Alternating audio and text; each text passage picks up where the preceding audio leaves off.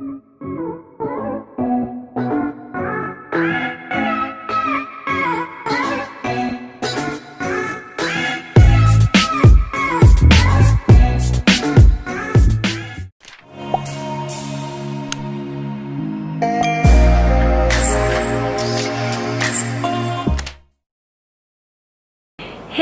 mga be! Welcome back to my channel. Today, I'm going to create this look.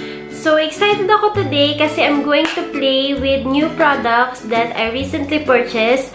Some of the makeup that I'm going to use is brand new and some was gifted to me. So I'm very excited to use new makeup and play with makeup.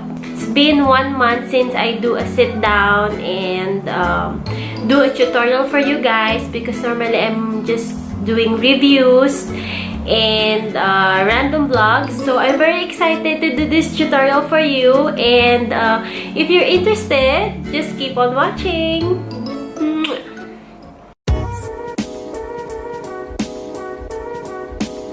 So first, we are going to prepare our skin.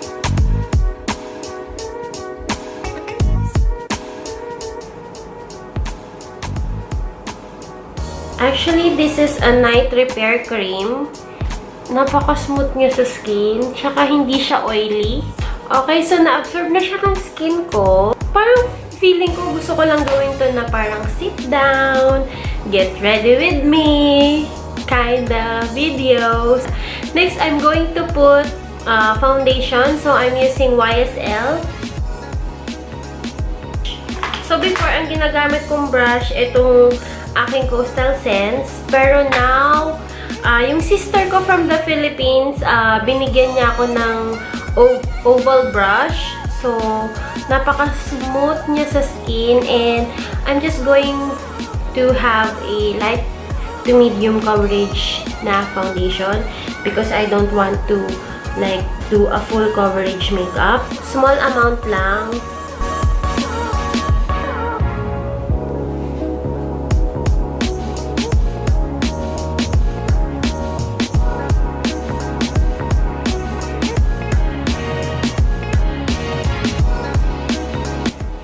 Parang skin finish lang.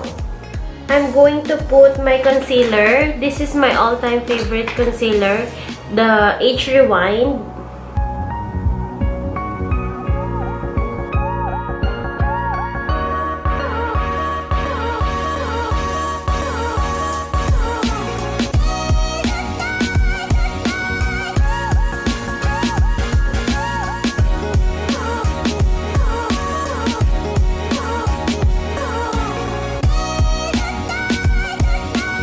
I'm going to set my under eye with the...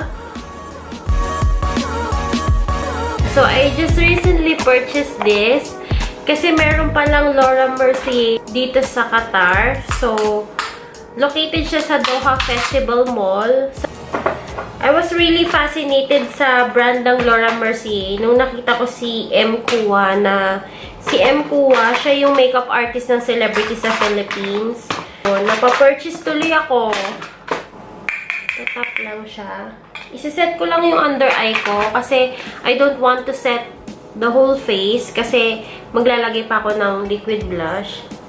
So, very light lang para hindi lang mag-crease yung under eye ko kasi lagi siyang nagki-crease.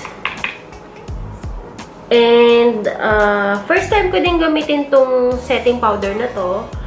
Kasi, before, hype na hype to, ayokong bumili online. Gusto ko talaga bumili sa mismong shop. Kasi alam mo naman na marami ng fake makeup nowadays. So, ayan. Hindi tayo masyadong magbe-bake. Sabi nga ni M. Kua, we're not a bakery. Diba? Gusto mo yun? And then, next, I'm going to put Nars Orgasm Liquid Blush. So, this is their limited edition. I got this during our Christmas party. And this is on my wish list. Kaya hindi pa ako nagsiset kasi liquid blush yung gagamitin ko. Diba? Pak na pak. Tapos lalagay din tayo ng konting drunk blush effect. I'm going to put some more. So, kailangan 1 kilong blush on yung nasa, pisngi ko. Bago ako huminto. Ito, everyday ko na ginagamit tong powder puff na to. Siset ko lang yung face ko using the Laura Mercier setting powder.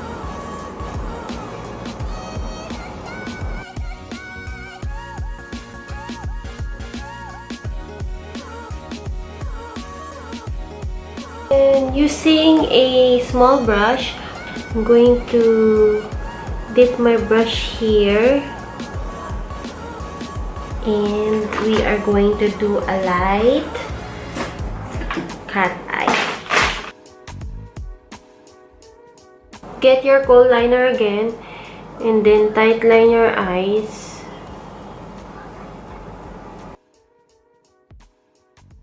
I like to close my eyes when doing this.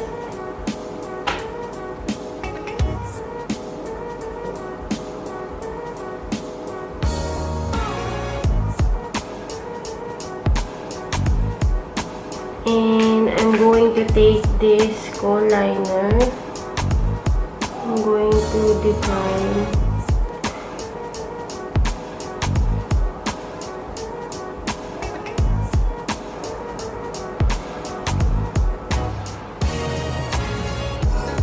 For my brows, I'm going to use ABH Deep Brow in Chocolate. I'm just going to fast forward this because you've already seen me do my brows several times. So, if fast forward ko na lang ito mga beha.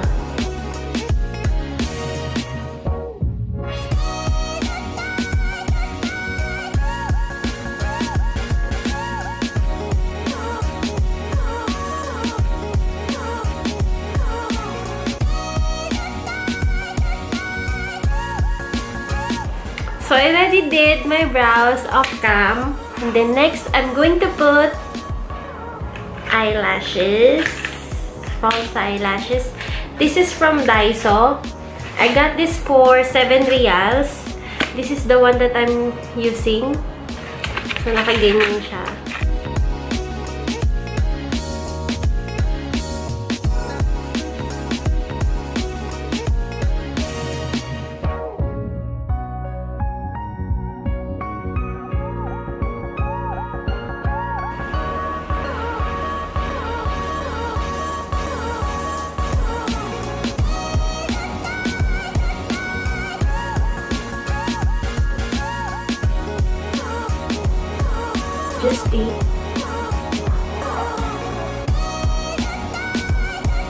Just a small amount to hide the band.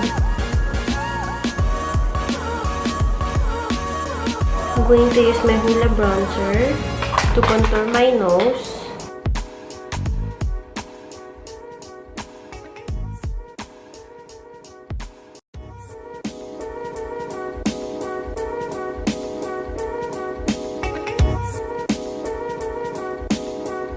And then to bronze our face, we are going to use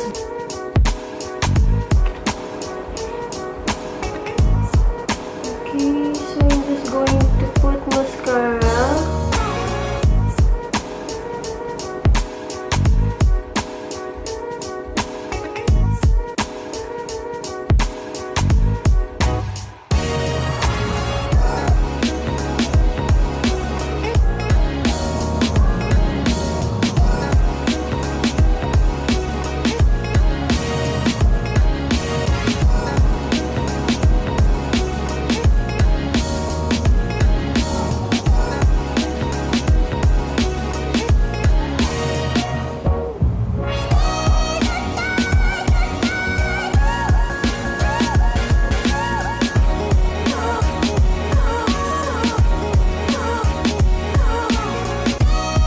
Katvond Lucky Tattoo Mist to intensify our glow.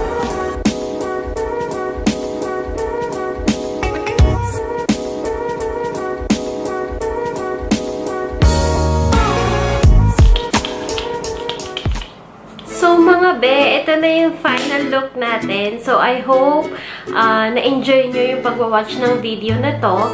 If you have any more suggestion what video you would like to see next, just comment down below. And don't forget to subscribe since nandito na rin naman kayo. At click nyo na rin yung notification bell to be notified whenever I post new videos. Just click here to subscribe. And thank you so much for watching this video. See you on my next one. Bye!